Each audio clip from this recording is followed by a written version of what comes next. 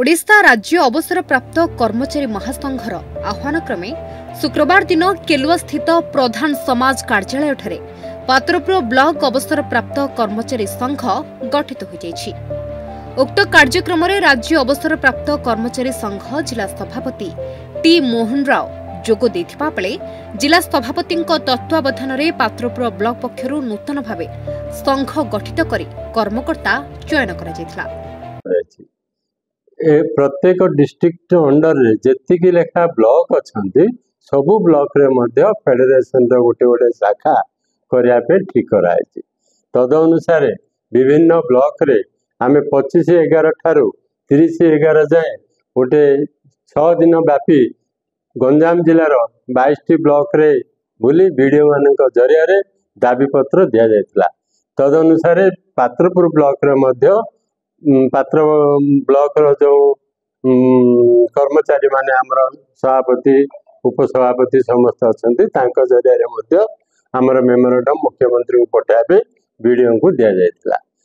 किंतु आजिर दिन रे पात्रपुर ब्लॉक रे हमर ओडिशा राज्य अवसर प्राप्त कर्मचारी महासंघर शाखा एठे आज गठन कराला।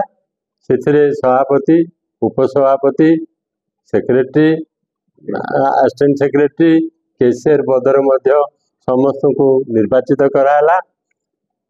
क्या को निर्वाचित कराला से विषय आमर शशांक प्रधान कहबे।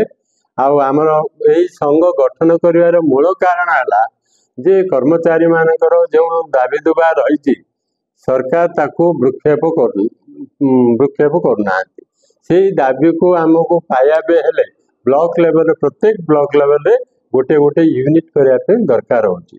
प्रत्येक ब्लॉक लेवल रु आमर जे यही जिनस गोटे निहाती दाबी आम पाइबा योग्य तेणु सबु ब्लॉक रे आम गोटे संगठन करने जाऊँ। आ संगठन ब्लॉक जरिया रे आम मुख्यमंत्री को विभिन्न दाबी पत्र देवाई जाऊँ। 30/3/2025 तारीख दिन गंजाम जिला तार वार्षिक साधारण सभा करने जाऊँगी। तेणु पात्रपुर समस्त को अनुरोध कराला समस्ते गंजाम जिलार से कार्यक्रम को सफल करेंगे। आमर 9 दफा दाबी विषय दुखर कथा 25 तारीख दिन सेंट्रल गवर्नमेंट तांकर पार्लियामेंट भितर गोटे बिल पास करेले सेटा होची 8th पे कमिशन जो रिपोर्ट देव कर्मचारी माने कौन पाइबे पेंशनर्स माने कौन पाइबे ताहा पूर्वरु जो रिटायरमेंट कर्मचारी माने अछंती सेमानकु एटा लागू हबो नाही।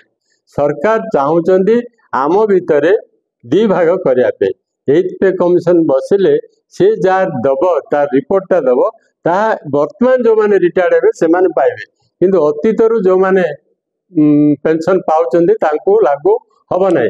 एई जो मारण नीति आम भितरे भाग करिवाटा ये जिनसा ठीक उचित नुह।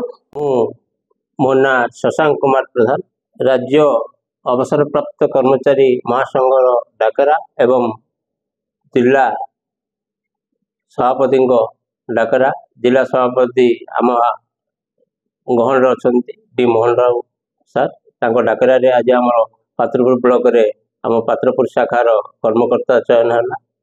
कर्मकर्ता चयन रे समस्त सहमति अनुसार मते श्री शशांक कुमार प्रधान को सभापति रूपे निर्वाचित करछंती एवं संपादक भावे आम भाई डी कालिदास को निर्वाचित करछंती एवं उपसभापति रूपे त्रिलोचन पाढ़ी सार को रखिछंती एवं सह संपादक भावे निशाकर प्रधान को रखिछंती एवं कोषाध्यक्ष भावे आम श्रीयुक्त बेहरा को नरहरी बेहरा सार को से आमर समस्त सहमति निर्वाचित करछंती।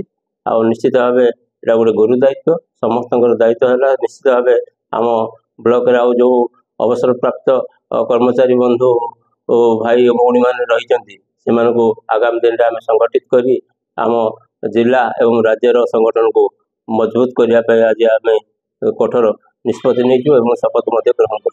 गंजाम पात्रपुर आलोच्य प्रकाश की रिपोर्ट न्यूज इंडिया।